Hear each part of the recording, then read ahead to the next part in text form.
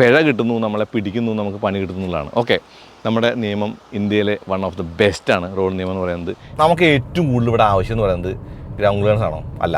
Ice എന്ന് പറയുമ്പോൾ കോൽ ഐസ് അല്ല, ജസ്റ്റ് ആളുകളെ സഹായിക്കാനുള്ള ഒരു ഓപ്ഷനായിട്ട് EMI വരുന്ന കുറവ് തന്നെയാണ് മെറിറ്റ് എന്ന് പറയുന്നത്. നിങ്ങൾ വണ്ടി വിൽക്കുകയാണ്, ആർക്കെങ്കിലും സെക്കൻഡ് ഹാൻഡ് വിൽക്കുകയാണെങ്കിൽ പഞ്ച് വാങ്ങാൻ 5 കാരണം പറയട്ടെ.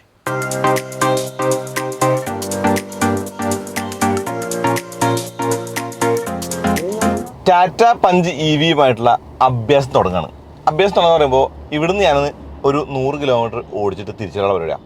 200 കിലോമീറ്റർ ഓടിക്കാനായിട്ട് എന്ത് മാത്രം ചിലവ് വരുന്നുണ്ട് ബാറ്ററിക്ക് എന്ന് അറിയണം. റേഞ്ച് 355 C75 പറയുന്നത്. അപ്പോൾ ആ 355 കിട്ടുമോ എന്നുള്ളത് നോക്കണം. പിന്നെ ഇതിൻ്റെ കുറേ ചേഞ്ചസ് ഒക്കെ ഉണ്ടാക്കി പറയാം. മെയിനായിട്ട് പറയാനുള്ളത് BAS ബാറ്ററി സർവീസിനെ കുറിച്ചാണ്. അതും വിശദമായിട്ട് പറയേണ്ടതുണ്ട്. ഓക്കെ, ലുലു മാരീഡിൽ നിന്ന് വണ്ടിയെടുത്ത് ഇറങ്ങി കളമശ്ശേരി വന്ന് ഒരു ചായ കുടിച്ചു, വണ്ടി നിർത്തിയേക്കാണ് ചായ കുടിക്കാനായിട്ട്. ഇനി ഇവിടുന്ന് അങ്ങോട്ട് ഒരു 100 കിലോമീറ്റർ ഓടിക്കാനുള്ള പോക്കാണ്. ഓക്കെ, ഇതാണ് ഇപ്പോഴത്തെ ആ ഒരു റേഞ്ചും കിലോമീറ്ററും. ഇത് വെച്ചിട്ടാണ് നമ്മൾ യാത്ര ചെയ്യാൻ പോകുന്നത്. ആ ഗിയർ മാറാനായിട്ട് ഇപ്പോഴും ഒരു ചെറിയ ഹെസിറ്റേഷൻ ഉണ്ട് കേട്ടോ. എനിക്ക് തോന്നുന്നു ഏറ്റവും ഈസി ആയിട്ട് ഗിയർ ഷിഫ്റ്റ് ചെയ്യുന്നൊരു വണ്ടി ഇലക്ട്രിക്കലി ഞാൻ കാണുന്നത് വിറ്റാരയാണ്.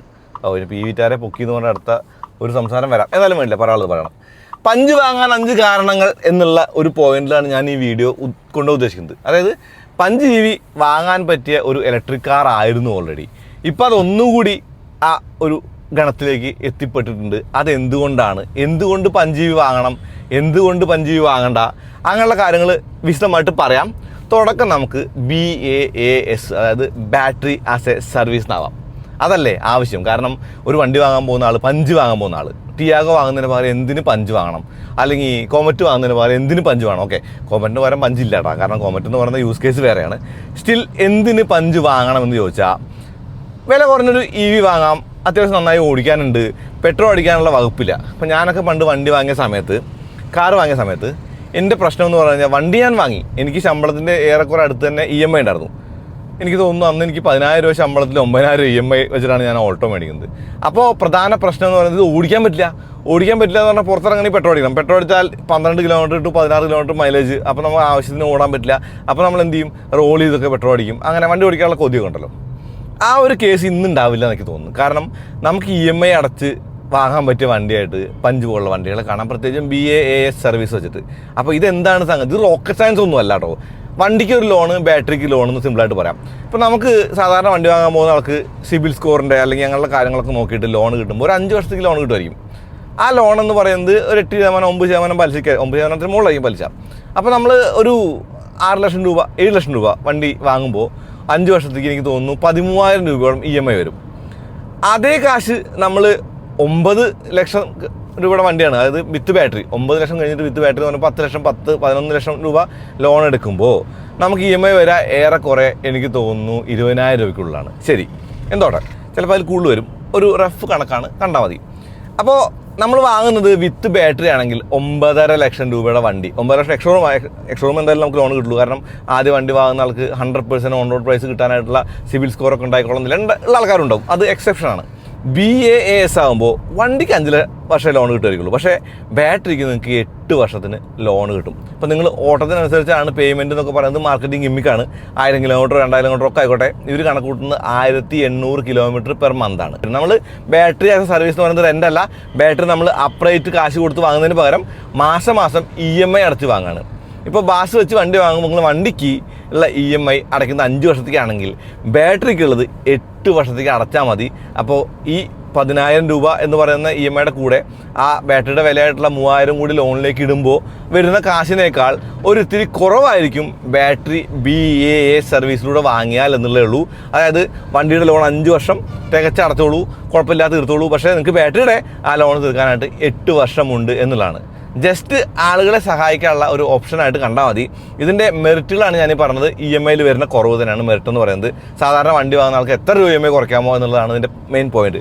ആ കുറവ് എന്ന് പറയുന്നത് നമുക്ക് ബാറ്ററിയുടെ വിലയിൽ ലാഭിക്കാൻ പറ്റുമെന്നുള്ളത് കാണാം. പക്ഷേ ഈ BAS എന്ന് പറയുന്ന സംഗതിക്കും അതായത് ബാറ്ററി ആസ് എ സർവീസിനും പലിശയുണ്ട്. ഇപ്പോൾ നമ്മൾ 8 വർഷം കൊണ്ടാണ് ബാറ്ററിയുടെ പൈസ 3 ലക്ഷം വെറുതെ കൂട്ടിക്കോ, ഈ 3 ലക്ഷം രൂപ അടച്ച് തീർക്കുന്നതെങ്കിൽ, ഞാൻ പറയുന്നത് 6.49 to 9.69 ആ ഒരു വണ്ടിയുടെ കണക്കിൽ വരുന്ന വ്യത്യാസം എന്ന് പറയുന്നത് 3 ലക്ഷമാണ് ഓൾമോസ്റ്റ്, 3 കുറച്ച് കൂടുതൽ. ആ 3 ലക്ഷം രൂപ അടച്ച് തീർക്കാൻ 8 വർഷമാകുമ്പോൾ നിങ്ങൾ അടച്ച് തീർക്കുന്നത് ചിലപ്പോൾ 3.5 ലക്ഷം രൂപയായിരിക്കും. 8 വർഷത്തേക്ക് ഒരു 50,000 രൂപയോളം പലിശ ഇനത്തിൽ നിങ്ങൾ അടയ്ക്കേണ്ടി വരും എന്നുള്ളതാണ്. ഇതൊക്കെ റഫ് കണക്കാണ്, അങ്ങോട്ടും ഇങ്ങോട്ടും മാറാം. എന്നാലും ഞാൻ പറയുന്നത് BAS വാങ്ങിയുള്ള ബെനിഫിറ്റ് എന്ന് പറയുന്നത് EMI ഉള്ള കുറവാണെന്ന് മാത്രം കണ്ടാൽ മതി. അതായത് 7 ലക്ഷം രൂപയുടെ വണ്ടി നമ്മൾ 7 ലക്ഷം രൂപയ്ക്ക് നമ്മൾ ലോൺ ഇട്ട് മേടിച്ചിട്ട് ആ 7 ലക്ഷം രൂപയുടെ EMI നിങ്ങൾ ബാങ്കിൽ അടയ്ക്കുന്നു. അതിൻ്റെ കൂടെ ബാറ്ററിയുടെ പൈസ എന്ന് പറയുന്ന 3 ലക്ഷം രൂപയുടെ EMI എന്ന് പറയുന്നത് 8 വർഷത്തേക്ക് അടയ്ക്കുന്നു. 5 വർഷത്തെ ലോണും 8 വർഷത്തെ ബാറ്ററിയും, സിമ്പിൾ. ഓക്കെ, ഇനി ഇതിൻ്റെ ഡീമെറിറ്റ് എന്താണെന്ന് വെച്ച് കഴിഞ്ഞാൽ, ഈ ബാങ്കിൽ നമ്മൾ എടുക്കുന്ന ലോൺ എടുക്കുന്ന ബാങ്കിൽ അതേ ബാങ്കിൽ തന്നെ വേണം BASഉം എടുക്കാനായിട്ട്. അതേ ഫിനാൻഷ്യൽ തന്നെ വേണം നമ്മൾ BAS എടുക്കാനായിട്ട്. കാരണം വണ്ടിയുടെ RC ബുക്കിൽ 2 ബാങ്കിൻ്റെ അല്ലെങ്കിൽ 2 ഫിനാൻഷ്യൽ സ്ഥാപനത്തിൻ്റെ ഹൈപ്പോത്തിക്കേഷൻ സാധ്യമല്ല എന്നുള്ളതാണ്. ഒരു സ്ഥലത്ത് വേണം രണ്ടും എടുക്കാനുള്ളത് ഒരു നെഗറ്റീവ് അല്ല, ഇതിൻ്റെ ഡീമെറിറ്റ്. പിന്നെ ഉള്ളൊരു കാര്യം എന്ന് പറയുന്നത്, നിങ്ങൾ വണ്ടി വിൽക്കുകയാണ്, ആർക്കെങ്കിലും സെക്കൻഡ് ഹാൻഡ് വിൽക്കുകയാണെങ്കിൽ നിങ്ങൾ ഈ വണ്ടിയുടെ ബാറ്ററിയുടെ കാശ് കൂടി ക്ലോസ് ചെയ്തിട്ട് വേണം വണ്ടി വിൽക്കാൻ എന്നുള്ളതാണ്. അപ്പോൾ റീസെയിലിൽ നമുക്ക് BAS അങ്ങോട്ട് കണ്ടിന്യൂ ചെയ്യാൻ പറ്റില്ല. അപ്പോൾ നിങ്ങളുടെ വണ്ടി എനിക്ക് വിൽക്കുകയാണെങ്കിൽ നിങ്ങൾ 7 ലക്ഷം രൂപയുടെ ലോണും ക്ലോസ് ചെയ്യണം, ആ ബാറ്ററിയുടെ ഒരു BAS സ്കീമും ക്ലോസ് ചെയ്യണം, എന്നാലേ നമുക്കത് വിൽക്കാൻ പറ്റുള്ളൂ എന്നാണ്. അപ്പോൾ എന്താ അതിൻ്റെ ഗുണം എന്ന് പറഞ്ഞാൽ, ഒരൊറ്റ ഗുണമേ ഉള്ളൂ. ആ ഗുണം എന്ന് പറയുന്നത് EMIകളുടെ കുറവാണ്. നമുക്ക് വലിയ ഒരു ചിലവില്ലാണ്ട്, വലിയ ഒരു പൈസ, ഒരു ബർഡൺ ഇല്ലാണ്ട് നമുക്ക് വണ്ടിയുടെ ഒരു EMI അടയ്ക്കാം. ആ EMI കിട്ടുന്ന ലാഭം മേ ബി 2,000 അല്ലെങ്കിൽ മേ ബി 3,000 രൂപയ്ക്ക് ലാഭം കിട്ടാം. ആ ലാഭത്തിൽ നമുക്ക് ചാർജ് ചെയ്തുകൊണ്ട് വണ്ടി ഓടിക്കുക എന്നുള്ളതാണ്. ഈ 8 വർഷം കഴിഞ്ഞാൽ നിങ്ങളുടെ ബാറ്ററി ഡീഗ്രേഡേഷനും അല്ലെങ്കിൽ ബാറ്ററിയൊക്കെ നോക്കിയിട്ട് പുതിയ ബാറ്ററി എല്ലാം നിങ്ങൾക്ക് തരാം. നിങ്ങളുടെ കാറിലുള്ള അതേ ബാറ്ററി തന്നെയാണ് BAS കഴിയുമ്പോൾ നിങ്ങളുടെ സ്വന്തമാവുക. അപ്പോൾ എന്നോട് ചോദിച്ചാൽ ഞാൻ പറയും, ആ 9.5 ലക്ഷം രൂപ അങ്ങനെ അങ്ങോട്ട് EMI ഇട്ടിട്ട് ആ വണ്ടി മേടിക്കുന്നതാണ് നല്ലത്. കാരണം ഇത്തിരി കോംപ്ലിക്കേഷൻ ഇല്ല. പക്ഷേ EMI ലാഭം വേണമെങ്കിൽ നിങ്ങൾ പൊക്കോളൂ, ബാസിന് പൊക്കോളൂ, കുഴപ്പമൊന്നുമില്ല. ഓക്കെ, അപ്പോൾ അത് ക്ലിയർ ആയെന്ന് വിചാരിക്കുന്നു. കാരണം ഒരിത്തിരി എലാബറേറ്ററാണ്, ഒരിത്തിരി വിശദമായിട്ട് പറഞ്ഞിട്ടുണ്ട്. ഇനി അത് മനസ്സിലായിട്ടില്ലെങ്കിൽ ഒന്നുകൂടി റിവൈൻഡ് ചെയ്ത് ഒന്നുകൂടി കേട്ടോ കേട്ടോ. അതാണ് എൻ്റെ ഒരു പോയിൻ്റ് അതിനെക്കുറിച്ചുള്ളത്. ഇനി അടുത്ത പോയിൻ്റ് എന്താ, എന്തുകൊണ്ട് പഞ്ച് വാങ്ങണം, പഞ്ച് വാങ്ങാൻ 5 കാരണങ്ങൾ. ഓക്കെ, ഒരു കാരണം എന്ന് പറയുന്നത് വാല്യൂ ഫോർ മണി പ്രപ്പോസിഷൻ തന്നെയാണ്. നിങ്ങൾ BASഉം സംഗതികളൊക്കെ മാറ്റി വെച്ചോ, എന്നാലും 9,65,000 എക്സ്ഷോറൂം പ്രൈസ് വന്നിട്ടുള്ള ഈ വണ്ടിക്ക് എനിക്ക് തോന്നുന്നു ഒരു 10,65,000 രൂപയോളം ഒരു ഓൺ റോഡ് പ്രൈസ് വരുമായിരിക്കും. ഏത് മോഡൽ? ബാസ് ഇല്ലാത്ത 30 kWh മോഡൽ. ആ വണ്ടി നമ്മൾ മേടിച്ചാൽ നമ്മുടെ സകല കാര്യങ്ങളും അവിടെ നടക്കുന്നുള്ളതാണ്. 400 കിലോമീറ്റർ താഴെയാണ് അതിൻ്റെ റേഞ്ച്. അവർ പറഞ്ഞ റേഞ്ച് ARAI, അതായത് C75 പുറത്തു വിട്ടില്ല. ഓക്കെ, ഇപ്പോൾ 40 kWh നമുക്കറിയാം, 355 അവർ പറയുന്നത്. അതിൽ എത്ര കിട്ടുന്നുള്ളത് നമുക്ക് ഇന്ന് അറിയാൻ പറ്റും. അത് ഞാനിപ്പോൾ വണ്ടി ഓടിച്ചുകൊണ്ട് ഞാൻ കാര്യങ്ങൾ പറയാം. പക്ഷേ ഈ റേഞ്ചിലൊരു വണ്ടി വാങ്ങിയാനുള്ള ഗുണം എന്ന് പറയുന്നത് അതിനകത്ത് ആവശ്യത്തിനുള്ള ഫീച്ചേഴ്സ്. ഞാൻ അന്ന് റീലുണ്ടാക്കിയ വണ്ടി എന്ന് പറയുന്നത് സ്മാർട്ടായിരുന്നു, പക്ഷേ സ്മാർട്ട് പ്ലസ് ആയിരുന്നു. ബേസ് മോഡൽ സ്മാർട്ടാണ്. സ്മാർട്ടിനേക്കാളും value for money smart plus ആണ്. അതിനകത്താണ് ആവശ്യമുള്ള സാധനങ്ങളൊക്കെ ഉള്ളത്. ഇപ്പോൾ സ്മാർട്ട് പ്ലസ് വാങ്ങുകയാണെങ്കിൽ നിങ്ങൾക്ക് 40 kWh ബാറ്ററിയുടെ ഓപ്ഷൻ കൂടിയുണ്ട്, കുറച്ചുകൂടി കാശ് കൊടുത്താൽ എന്നുള്ളതാണ്. ഇനിയിപ്പോൾ ടോപ്പ് എൻഡ് മോഡലിനെ കൂട്ടുമോ 12.40 സംതിങ് ആണ് എൻ്റെ എക്സ്ഷോറൂം പ്രൈസ്. ഒരു 13.40 14 ലക്ഷം രൂപ താഴെ നിങ്ങൾക്ക് ഇത് ഇറക്കാൻ പറ്റിക്കഴിഞ്ഞാൽ നിങ്ങളുടെ 400 കിലോമീറ്റർ എന്ന് പറയുന്ന ഓട്ടം എന്ന് പറയുന്നത് നിങ്ങൾക്ക് ഇതുകൊണ്ട് നടക്കുകയാണെങ്കിൽ നിങ്ങൾക്ക് വൻ ലാഭത്തിൽ ഡീസൽ കാറിനേക്കാളും ലാഭത്തിൽ ഓടിക്കാമെന്നുള്ളതാണ് പഞ്ചിൻ്റെ ഗുണം. പഞ്ച് കാണാൻ ക്യൂട്ടാണ്, അറിയാലോ. പഞ്ചിൻ്റെ ഒരു ഗുണം അതാണ്, എന്ത് മൈലേജ് അഥവാ റേഞ്ച് അഥവാ ഫ്യൂൽ എഫിഷ്യൻസി അഥവാ സാധാരണക്കാരന് കൊണ്ടുനടക്കാവുന്ന വണ്ടി എന്നുള്ളതാണ്. ഓക്കെ, രണ്ടാമത്തെ കാര്യം ഇതിൻ്റെ ഡ്രൈവബിലിറ്റിയാണ്. ഒരു വലിയ കാറ് പോലെ ഓടിക്കാവുന്ന ഒരു ചെറിയ കാറാണ് പഞ്ച്. ചെറിയ കാർ എന്ന് പറയുമ്പോൾ നമുക്ക് എവിടെ വേണമെങ്കിൽ കുത്തിക്കയറ്റി കൊണ്ടുപോകാൻ പറ്റിയൊരു ചെറിയ വണ്ടിയാണ്. എന്നാൽ ഒരു വലിയ കാറിൻ്റെതായിട്ടുള്ള റൈഡ് ക്വാളിറ്റി ഉണ്ട് ഈ വണ്ടിക്ക്. പിന്നെ അതിൻ്റെ സീറ്റുകൾ നല്ലതാണ്, ഇതിൻ്റെ ഫീച്ചേഴ്സ് നല്ലതാണ്. അപ്പോൾ വലിയ കാറ് പോലുള്ള ഒരു ചെറിയ കാറാണ് പഞ്ച് എന്നുള്ളത് ഈ പഞ്ച് വാങ്ങാൻ 5 കാരണങ്ങളിലെ രണ്ടാമത്തെ കാര്യമായിട്ട് പറയാം. മൂന്നാമത്തെ കാര്യം എന്ന് പറയുന്നത് പഞ്ചിൻ്റെ ഒരു പ്രപ്പോസിഷനാണ്, വാല്യൂ പ്രപ്പോസിഷൻ. വാല്യൂ പ്രപ്പോസിഷൻ എന്ന് പറയുമ്പോൾ ഇതിൻ്റെ പ്രൈസ് എന്ന് പറയുന്നത് ഇപ്പോൾ നമ്മളെപ്പോഴും കാൽക്കുലേറ്റ് ചെയ്യുക petrol car to diesel car to EV ആണ് കൺവേർട്ട് ചെയ്ത് നോക്കാം. അപ്പോൾ പെട്രോൾ കാറിനേക്കാൾ എന്ത് വില വ്യത്യാസം കൊണ്ട് ഡീസൽ കാറിന് അല്ലെങ്കിൽ എന്ത് വ്യത്യാസം കൊണ്ട് EVക്ക് എന്നാണ് നമ്മൾ ലാഭത്തിൻ്റെ കാര്യത്തിൽ നോക്കുക. അപ്പോൾ പഞ്ച് പെട്രോളും പഞ്ച് ഈ ഒരു നമ്മുടെ ഇലക്ട്രിക്കും തമ്മിൽ ടോപ്പ് എൻഡ് മോഡലിന് ഏറെക്കുറെ 2 ലക്ഷം രൂപയുടെ വ്യത്യാസമാണ്. 2 ലക്ഷം രൂപ ഓൾമോസ്റ്റ് 2 ലക്ഷം രൂപ ഉണ്ടാവില്ല. ഓക്കെ, ആ വ്യത്യാസം എന്ന് പറയുന്നത് ഫ്യൂവൽ കാശിൽ സിമ്പിളായിട്ട് ലാഭിക്കാൻ പറ്റും എന്നുള്ളതാണ് ഇതിൻ്റെ വാല്യൂ ഫോർ മണി പ്രപ്പോസിഷനിൽ ഗുണമായിട്ട് ഞാൻ കാണുന്നത്. അതായത് ഒരു പഞ്ച് ഐസ് വാങ്ങാൻ ഉദ്ദേശിക്കുന്ന ആൾ, ഐസ് എന്ന് പറയുമ്പോൾ കോൽ ഐസ് അല്ല, ഐസ് ഇൻറ്റേർണൽ കമ്പഷൻ എഞ്ചിനുള്ള വണ്ടി, അത് വാങ്ങാൻ ഉദ്ദേശിക്കുന്ന ആൾക്ക് എന്തുകൊണ്ടും ഒരു നല്ല അപ്ഗ്രേഡ് എന്ന നിലയ്ക്ക് EVയിലേക്ക് കടക്കാൻ പറ്റും. ഇപ്പം ഞാൻ പറയുന്നതേ, ഒരു സാധാരണ നാട്ടുകാരൻ അല്ലെങ്കിൽ നാട്ടിലൊരാൾ വണ്ടി വാങ്ങുമ്പോൾ, ഇപ്പോൾ ഞാൻ ഒരുപാട് പേര് കണ്ടിട്ടുണ്ട്, ഇത് വെറുതെ പറയുന്നില്ല, ഇവർ വണ്ടി വാങ്ങുമ്പോൾ ഇവരെന്ത് ചെയ്യും, ഇവർ അമ്പലത്തിൽ പോവും, വിരുന്ന് പോവും, അല്ലെങ്കിൽ ഓഫീസിൽ പോവും, അങ്ങനെയുള്ള കാര്യങ്ങൾക്ക് വണ്ടി ഉപയോഗിക്കുക. കുറച്ചധികം ദൂരം പോകണമെങ്കിൽ ഇവർ ഒന്നുകിൽ ട്രെയിനോ അല്ലെങ്കിൽ ബസ്സോ ആണ് ആശ്രയിക്കുക. അങ്ങനെയുള്ള ആളുകൾക്ക് എനിക്ക് തോന്നുന്നു പഞ്ചിൻ്റെ പോലുള്ള വണ്ടികളാണ് നല്ലത്. കാരണം ഇതിന് റേഞ്ച് ഉണ്ട്. നമ്മൾ വീട്ടിൽ ചാർജ് ചെയ്യുകയാണെങ്കിൽ അതിനകത്ത് ഒരു ബുദ്ധിമുട്ടും ഇല്ലാണ്ട് കൊണ്ടുനടക്കാൻ പറ്റിയൊരു വണ്ടിയായിട്ട് കാണാം. പിന്നെ ഇവരിൻ്റെ 6+1 എന്ന് പറയുന്ന പവർ ട്രെയിൻ ഭയങ്കരമായിട്ട് ഒപ്റ്റിമൈസ് എന്ന് പറയുന്നത്. ആ ഒപ്റ്റിമൈസേഷൻ എന്ന് പറയുന്നതിൻ്റെ പവർ അല്ലെങ്കിൽ ടോർക്ക് ഫിഗറിൽ കാണാണ്ട് നമ്മൾ ചവിട്ടുമ്പോൾ 109 സെക്കൻഡിൽ 100 എത്തുന്ന ഒരു വണ്ടി എന്ന നിലയ്ക്ക്, ഓടിക്കാൻ ഫൺ ഫാക്ടറിലൊരു വണ്ടി എന്ന നിലയ്ക്ക് ഈ വണ്ടി എന്ന് പറയുന്നത് അത്യാവശ്യം ഒരു അട്രാക്റ്റീവ് ആയിട്ടുള്ള കാര്യമാണ്. അപ്പോൾ മൂന്നാമത്തെ കാര്യം വരുന്നത് ഫൺ ടു ഡ്രൈവ് എന്നുള്ള പോയിൻ്റാണ്. ഇപ്പോൾ നമുക്ക് ഡീസൽ കാറിനോ പെട്രോൾ കാറിനോ ഒന്നും അച്ചീവ് ചെയ്യാൻ പറ്റാത്ത ഒരു വലിയ ഒരു മികവ് എപ്പോഴും ഇലക്ട്രിക്കിൽ കാണാം, ഇലക്ട്രിക് കാറിൽ കാണാം. കാരണം ഇലക്ട്രിക് കാറിന് പവർ ഉണ്ടാക്കാൻ പറഞ്ഞാൽ ഈസിയാണ്. അതുകൊണ്ട് തന്നെ ഇലക്ട്രിക് കാറിൻ്റെ ഡ്രൈവിംഗ് എന്ന് പറയുന്നത്, ഇപ്പോൾ സ്ട്രൈറ്റ് ലൈൻ എന്ന് പറയുന്നത് നമ്മൾ കാല് കൊടുത്താൽ ഓടിക്കുന്നത് ഈ വിലയ്ക്കും ഇതിൻ്റെ കുറച്ച് കൂടിയ വിലയ്ക്കും അതിനേക്കാൾ കുറച്ച് കൂടിയ വിലയ്ക്കുമുള്ള വണ്ടികളുമായിട്ട് കമ്പയർ ചെയ്താലും, പെട്രോളിൻ്റെ കമ്പയർ ചെയ്താലും ഇതിൻ്റെ തട്ട് താഴെ തന്നെ ഇരിക്കും. കാരണം കാല് കൊടുത്താൽ ഒരൊറ്റ പൊക്കം പോവും. അത് EVയുടെ പ്രത്യേകതയാണ്.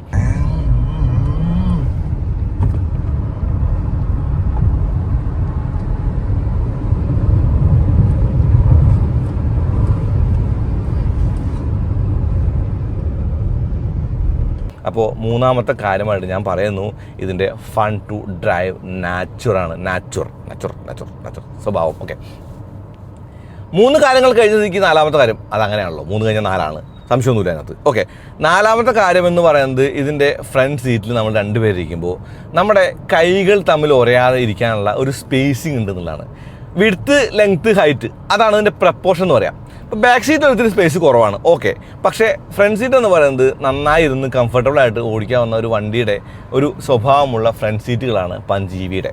അതിൻ്റെ ഇപ്പോൾ സെൻട്രൽ കൺസോൾ ആവട്ടെ, അതിൻ്റെ ആ ഒരു സീറ്റിൻ്റെ വിഡ്ത്ത് ആവട്ടെ, ഹൈറ്റ് ആവട്ടെ, അല്ലെങ്കിൽ ആ സീറ്റിലിരിക്കുന്ന ഡ്രൈവിംഗ് പൊസിഷൻ ആവട്ടെ, ഞാൻ ഏറ്റവും ഉയർത്താണ് ഹൈറ്റ് അഡ്ജസ്റ്റ് ചെയ്തിട്ടേക്കുന്നത്. അപ്പോൾ ഈ ഉയർത്തിരിക്കുമ്പോൾ എനിക്ക് നല്ല കംഫർട്ടബിളാണ്. എനിക്ക് ഒരു ഓഫീസ് ചെയറിലിരുന്ന് ഓടിക്കുന്ന പോലെ ഉള്ളൊരു ഫീൽ ഉണ്ട്. ഞാൻ കാല് വെച്ചിരിക്കുന്നത് ഡെഡ് പെഡലിലാണ്. അപ്പോൾ ഇതിൻ്റെ ഡ്രൈവിംഗ് കംഫർട്ടിൻ്റെ കൂടെ പറയുന്ന കാര്യമാണ് ഇതിൻ്റെ സീറ്റിങ്ങിൻ്റെ ഒരു സുഖം, അല്ലെങ്കിൽ ഇരിക്കാനുള്ള ഒരു സൗകര്യം എന്നുള്ളതാണ്. അപ്പോൾ 4ാമത്തെ കാര്യമായിട്ട് യാത്ര ചെയ്യാൻ ഉതകുന്ന, ഇരിക്കാൻ സുഖമുള്ള ഒരു വണ്ടി എന്ന് പഞ്ച് EVയെ നമുക്ക് പറയാം. അതാണ് 4ാമത്തെ പോയിന്റ്. 5ാമത്തെ പോയിന്റ് എന്താ? പൊക്ക കഴിഞ്ഞല്ലോ. 5ാമത്തെ പോയിന്റ് എന്താ? ഒരു വണ്ടിയുടെ 5 പോയിന്റ് കണ്ടുപിടിക്കാൻ വലിയ പണിക്കറാണ്ട കാര്യമുണ്ടോ? വേറെ വല്ല പണിക്കും പോക്കൂടെ എന്നല്ലേ നിങ്ങൾ ഉദ്ദേശിക്കുന്നത്? അങ്ങനെയല്ല, ഇരുന്ന് നോക്കിയാൽ 5 അല്ല 50 ഞാൻ കണ്ടുപിടിക്കും. ഓക്കെ, 5ാമത്തെ ഒരു കാര്യം എന്ന് പറയുന്നത് ഈ വണ്ടിയുടെ ഗ്രൗണ്ട് ക്ലിയറൻസ് ആണ്. നമുക്ക് ഏറ്റവും കൂടുതൽ ഇവിടെ ആവശ്യം എന്ന് പറയുന്നത് ഗ്രൗണ്ട് ക്ലിയറൻസ് ആണോ? അല്ല. മൈലേജ് ആണോ? അതെ. പവറാണോ? അതെ. റിലയബിലിറ്റി ആണോ? അതെ. കുറേ അതേയിൽ അല്ലായ്മയില്ല. ഇല്ലായ്മയാണോ? ഓക്കെ, എന്തോ ആട്ടെ. ഇതിന് 195 മില്ലിമീറ്റർ ഗ്രൗണ്ട് ക്ലിയറൻസ് ഉണ്ട്.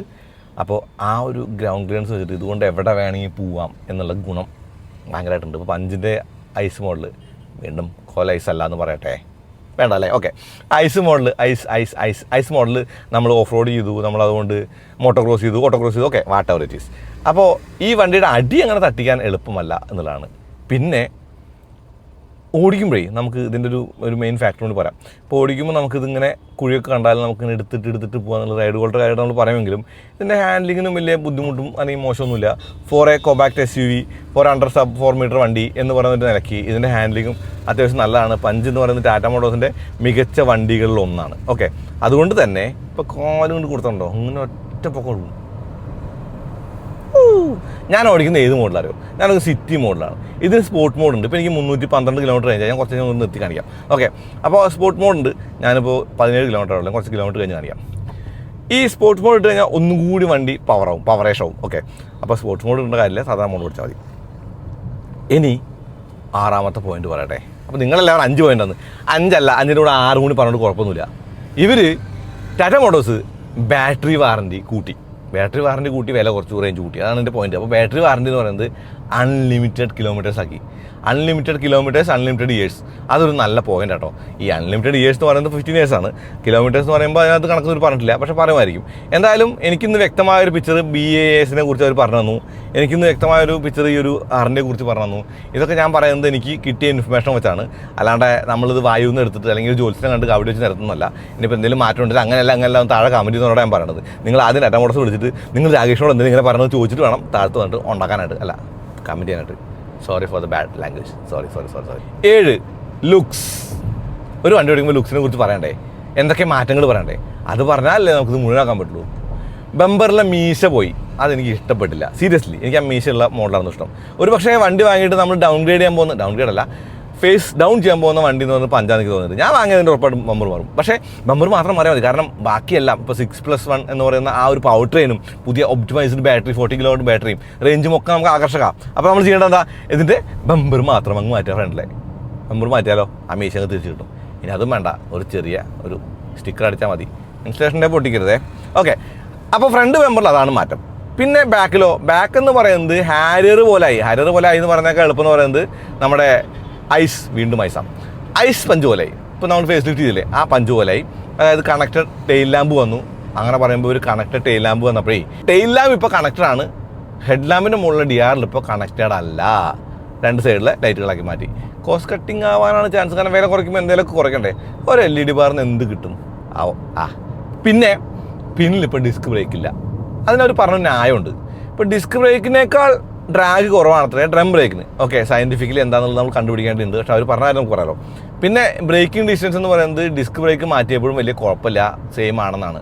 അത് ഞാൻ വിശ്വസിക്കുന്നു. കാരണം പിന്നിലെ ഡിസ്ക് ബ്രേക്കിനേക്കാൾ കൂടുതൽ മുന്നിലെ ഡിസ്ക് ബ്രേക്കാണ് പണിയെടുക്കുന്നത് എന്നുള്ളതുകൊണ്ടും ആ മുന്നിലെ ബ്രേക്ക് നല്ല അമർത്തി ചവിട്ടിയാൽ ഈ വണ്ടി സ്ട്രൈറ്റ് ലൈൻ നിൽക്കാറുണ്ട് എന്നുള്ളതുകൊണ്ടും അതൊരു കുറവായിട്ട് എനിക്ക് തോന്നുന്നില്ല. വശങ്ങളിലെ ഒരു മെയിൻ മാറ്റം എന്ന് പറയുന്നത് 4 ചുറ്റപ്പെട്ട് കിടക്കുന്ന ആ ക്ലാഡിങ് ഉണ്ടല്ലോ, ആ ക്ലാഡിങ്ങിൻ്റെ കളർ മാറ്റി ഗ്രേ ആക്കി. ഇപ്പോൾ നരച്ച കറുത്ത കളർ പോലെ നമ്മൾ പഴയ പഞ്ചിലെ ആൾക്കാർക്ക് സമ്മാനിക്കാം. അവരുടെ ക്ലാഡിങ് ഒന്ന് നരച്ചാലും ഇതിപ്പോൾ നാടോ ഗ്രേ പോലെ ആയില്ലേ എന്ന് പറയാവുന്ന കേസാണ്. അതായത് ഗ്രേ ആക്കിയിട്ടുണ്ട്, കാണാൻ ഭംഗിയുണ്ട്. പുറത്തെ കാര്യങ്ങൾ അത്രയും സിമ്പിളാണ്, അത്രയും മാറ്റങ്ങളേ ഉള്ളൂ. ടെക്നിക്കലിയാണ് മാറ്റം, രൂപത്തിലല്ല. പിന്നെ അകത്ത് ഇവർ ചെയ്തേക്കുന്നത് ഈ പവർ വിൻഡോ സ്വിച്ചുകൾ ടോഗിൾ സ്വിച്ചുകളാക്കി. അതെന്തിനാണെന്ന് എനിക്ക് മനസ്സിലായില്ല. പക്ഷേ ഓക്കെ, അത്യാവശ്യം നല്ല ക്വാളിറ്റി തോന്നുന്നുണ്ട്. സ്റ്റിൽ ആ അടി കാണുന്ന പവർ വിൻഡോ ലോക്ക് ചെയ്യുന്ന സ്വിച്ചിന് വെച്ച് ക്വാളിറ്റി കുറവ് തോന്നി.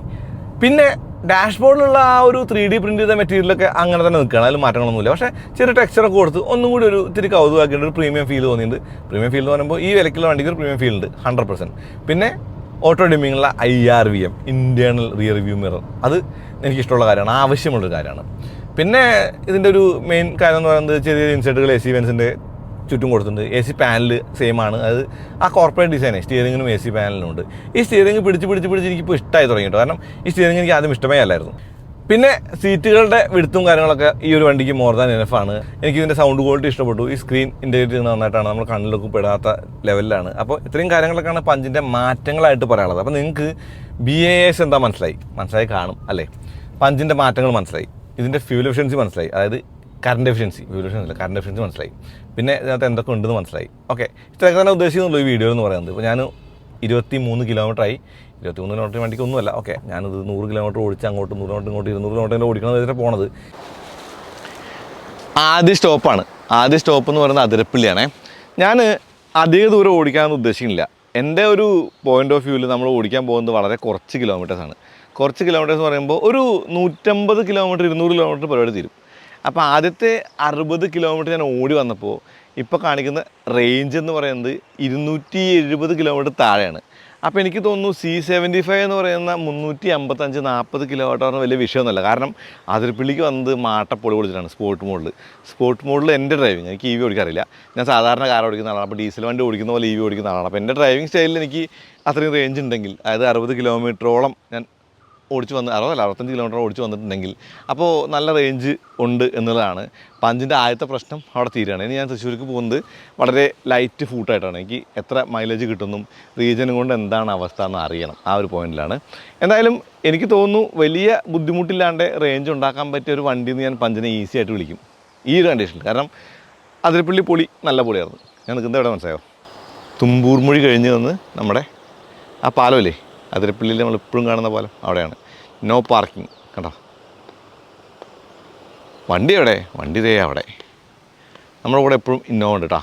അത് നമ്മുടെ ട്രാക്കിംഗ് കാറാണ്. അങ്ങനെ പറയുമ്പോൾ എനിക്ക് പറയാനുള്ളൊരു കാര്യം എന്ന് പറയുന്നത്, നിങ്ങളുടെ ഒരു നോ ചിലപ്പോൾ ഇവിടെ ഒന്നും നടത്താൻ പോകില്ല, പക്ഷേ ഒരു യെസ് ചിലപ്പോൾ ചരിത്രമെന്ന് പറയാം. കാരണം നമ്മുടെ ഗവൺമെൻറ്റിനോടെന്ന് പറയുമ്പോൾ ഗണേഷ് കുമാർ സാറും പിണറായി വിജയൻ സാറും ഒക്കെ അടങ്ങുന്ന നമ്മുടെ ഗവൺമെൻറ്റിനോടാണ്.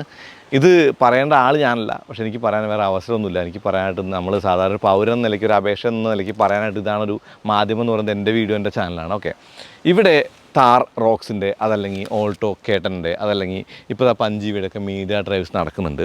മീഡിയ ഡ്രൈവ്സ് നടക്കുന്നുണ്ട് പറയുമ്പോൾ അവർ കൊണ്ടുവരുന്നത് 150 വണ്ടികളാണ്. അപ്പോൾ അതെല്ലാം രജിസ്റ്റർ ചെയ്ത് കൊണ്ടുവരിക എന്ന് പറഞ്ഞാൽ പ്രാക്ടിക്കലി ഇമ്പോസിബിൾ ആണ്. അതുകൊണ്ട് തന്നെ ടെമ്പററി അല്ലാതെ TCM, അതായത് ട്രേഡ് സർട്ടിഫിക്കറ്റ് വെച്ചിട്ടാണ് അവർ കൊണ്ടുവരിക. അങ്ങനെ വന്ന വണ്ടികൾ നമുക്ക് ഫോം 19 എഴുതി തന്നൊരു ജേർണലിസ്റ്റുകൾ അല്ലെങ്കിൽ ഒരു ഓട്ടോ വ്ളോഗേഴ്സ് നിലയ്ക്ക് നമുക്ക് ഓടിക്കാൻ തരുന്നുണ്ട്. നമ്മളതെടുത്ത് ഇറങ്ങുമ്പോൾ നമ്മൾ പല നാടുകളിലും, കേരളത്തിലല്ലാണ്ട് പല നാടുകളിലും വണ്ടി ഓടിച്ചിട്ടുണ്ട്, പല സ്റ്റേറ്റുകളിലും വണ്ടി ഓടിച്ചിട്ടുണ്ട്. അവിടെ ഒന്നും ഇല്ലാത്തൊരു പ്രശ്നം എന്ന് പറയുന്നത് ഇവിടെ നമുക്ക് പിഴ കിട്ടുന്നു, നമ്മളെ പിടിക്കുന്നു, നമുക്ക് പണി കിട്ടുന്നതാണ്. ഓക്കെ, നമ്മുടെ നിയമം ഇന്ത്യയിലെ വൺ ഓഫ് ദി ബെസ്റ്റാണ് റോഡ് നിയമം എന്ന് പറയുന്നത്. ഇവിടെ റോഡ് അപകടങ്ങൾ കുറയാനായിട്ട് ഈ നിയമത്തിന് വലിയ പങ്കുണ്ട്. ഇവിടെയാണ് കൾച്ചർ ഉള്ളത്, ഇവിടെയാണ് സിവിക് സെൻസ് ഉള്ളത്, ഇവിടെയാണ് നല്ല മോട്ടോർ വാഹന നിയമമുള്ളത്.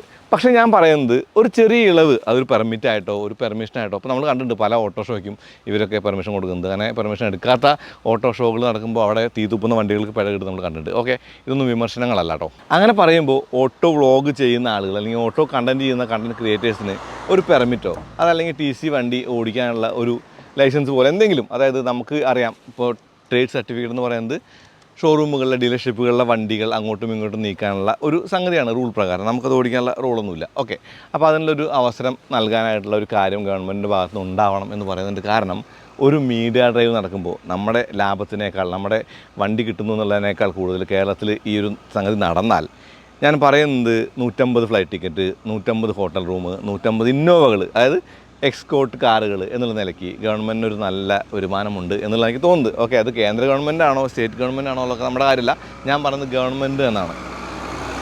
ആ ഒരു സിറ്റുവേഷനിൽ അങ്ങനെ നോക്കുമ്പോൾ നമ്മൾ ദാക്ഷായണി ബിസ്ക്കറ്റ് ലാലേട്ടൻ്റെ കമ്പനിയിൽ അവരോട് ചെയ്ത അതേ കാര്യങ്ങളാണ് നമ്മളിത് ഇപ്പോൾ ചെയ്തുകൊണ്ടിരിക്കുന്നത് എനിക്ക് തോന്നിയിട്ടുണ്ട്.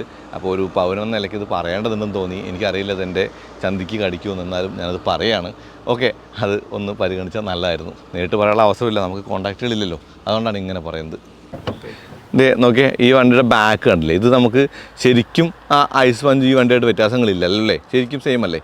ഇവിടെ ഉണ്ട് ആ റെനോ വണ്ടി റെനോടല്ല, പക്ഷേ റെനോ ഉണ്ട്. നോക്കിയേ, 258 കിലോമീറ്റർ റേഞ്ച് ഉണ്ട്. ബാക്കി 78%. ഞാൻ ശതമാനം നോക്കുന്നുള്ളൂ, കിലോമീറ്റർ നോക്കുന്നില്ല. സ്റ്റിൽ നമ്മൾ വന്നേക്കുന്നത് 58.5 കിലോമീറ്റർ ആണേ ആദ്യത്തെ ഷോപ്പ് എന്ന് പറയുന്നത്. അപ്പോൾ എനിക്ക് തോന്നുന്നു 355 ഈസിലി അച്ചീവബിൾ ആണ്. കാരണം നമ്മൾ വന്നേക്കുന്നത് സിറ്റി സ്പോർട്ട് ബോർഡ് മാത്രമാണ്. ഞാൻ ഈക്കോ മോഡ് ഇട്ടിട്ടില്ല. ഇനി വേണമെങ്കിൽ ഈക്കോ മോഡൊക്കെ ഇട്ട് ഓടിക്കാം. കാരണം ഇനി പോകുന്ന റൂട്ട് നമുക്കൊന്ന് ലേഷ്യർലി ഡ്രൈവ് ചെയ്ത് പോകാം.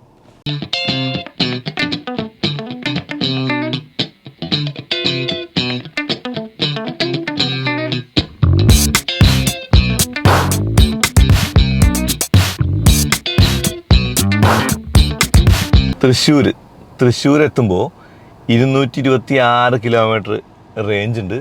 പിന്നെ 68% ചാർജ് ഉണ്ട് കേട്ടോ. അതായത് ഈ വണ്ടിയിൽ വേറൊരു സാധനമാണുണ്ട്, ഹൈ ബീം അലർട്ട്. ഇപ്പോൾ നമ്മൾ ഹൈ ബീം ഇട്ടൊക്കെയാണെങ്കിൽ ആ നീല ലൈറ്റ് മിന്നില്ലേ, അത് കൂടാതെ ഹൈ ബീം അലർട്ട് ചെയ്യും. ഹൈ ബീം ആണെന്ന് പറഞ്ഞു തരും. ഓക്കെ, അതൊരു പുതിയ ഫീച്ചറാണ്.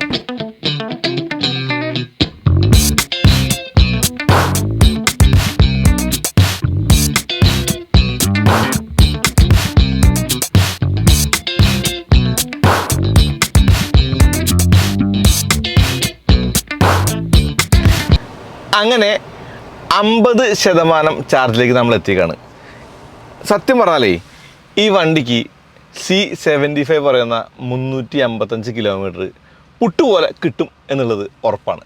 എനിക്ക് വണ്ടി ഓടിക്കാറില്ല, EV ഓടിക്കാറില്ല. ഞാൻ വീണ്ടും പറയാണ്, എനിക്ക് ഈ വണ്ടിക്ക് ഇത്ര റേഞ്ച് ഉണ്ടെങ്കിൽ EV ഓടിക്കുന്ന ആൾക്ക് അത്യാവശ്യം നല്ല റേഞ്ച് കിട്ടുന്ന ഉറപ്പാണ്. അതായത് 50% ഈക്കോ മോഡിൽ 228 കിലോമീറ്റർ റേഞ്ച് ഉണ്ട്. ഞാനത് സ്പോർട്സ് മോഡാക്കിയ 221 ഉണ്ട്. അല്ല, സിറ്റിയിൽ സ്പോർട്ട് മോഡിൽ അതിനകത്ത് 210 കിലോമീറ്റർ റേഞ്ച് ഉണ്ട്. അപ്പോൾ 150, 210, 360 വിത്ത് സ്പോർട്സ് മോഡ്. ഓക്കെ, ഞാൻ സിറ്റി മോഡാക്കാം. സിറ്റിയാണല്ലോ നല്ലത്. സിറ്റിയിൽ 221. അതായത് ഓക്കെ, ഇപ്പോൾ ഞാൻ വെച്ചേക്കുന്ന ആ ഒരു മോഡെന്ന് പറയുന്നത് സിറ്റിയാണ്. 221 കിലോമീറ്റർ റേഞ്ച് കാണിക്കുന്നുണ്ട്. ഞാൻ സ്പോർട്സ് മോഡാക്കി കാണിക്കാം. അപ്പോൾ 210. ഇനി ഈക്കോ ഒക്കെ കഴിഞ്ഞാൽ കോമഡിയാണ്, 228. അപ്പോൾ ഞാൻ പറഞ്ഞില്ലേ, ഈ 152 ഈ 228 വേണമെങ്കിൽ കണക്ക് കൂട്ടിക്കോ. പിന്നെ ആ കാണുന്ന 228 എന്ന് പറയുന്നതേ, ഇത് മുമ്പ് ഓടിച്ച വണ്ടിയെ ഓടിച്ച ആളുടെ ആ ഒരു ഡ്രൈവിംഗ് ഹാബിറ്റ് കൂടി വെച്ചിട്ടുള്ള റേഞ്ചാണ്. എനിക്ക് ഇനിയും കുറച്ചുകൂടി കൂടുതൽ കിട്ടും. ഞാനിവിടെ ഒന്നും കൂടെ ഒരു EV മോഡ് നിർത്തിക്കോട്ടെ. EV മോഡിലുള്ള ഓപ്ഷൻസേ ശരിക്കും കാണിക്കാൻ പറ്റുന്നുണ്ട്. EV കണ്ടാ, EV. ഈ ടച്ച് സ്ക്രീൻ ഉണ്ടല്ലോ, ഇത് റെസ്പോൺസീവ് ആണ്, ഇൻറ്റ്യൂറ്റീവ് ആണ്. ഈ ഡിജിറ്റൽ ക്ലസ്റ്ററിൽ നമുക്ക് ക്യാമറ ഡിസ്പ്ലേ ഉണ്ട് കണ്ടോ. അതുപോലെ 360 ക്യാമറയുണ്ട്. 3D 2D. ഈ ഫേസ് ലിഫ്റ്റിൽ വില കുറച്ചു, ബാറ്ററി കൂടി, കൂടാതെ ഒന്നുകൂടി ഒപ്റ്റിമൈസ് ഒക്കെ ചെയ്തു എന്നുള്ളതാണ്. അപ്പോൾ എനിക്ക് ഇത്രേ പറയാനുള്ളൂ. ഒരു EV വാങ്ങാൻ ഉദ്ദേശിക്കുകയാണെങ്കിൽ പഞ്ച് EV ഉറപ്പായിട്ടും ചെക്ക് ചെയ്ത് നോക്കേണ്ട വണ്ടിയാണ്. വാങ്ങാൻ പറ്റിയ വണ്ടിയായിട്ട് എനിക്ക് തോന്നി. ഈ പ്രൈസിൽ ഇത്രയും വാല്യൂ ആയിട്ട് ഇത്ര റേഞ്ചുള്ളൊരു EV വേറെ ഉണ്ടോ? ഉണ്ടെങ്കിൽ നിങ്ങൾ പറയും.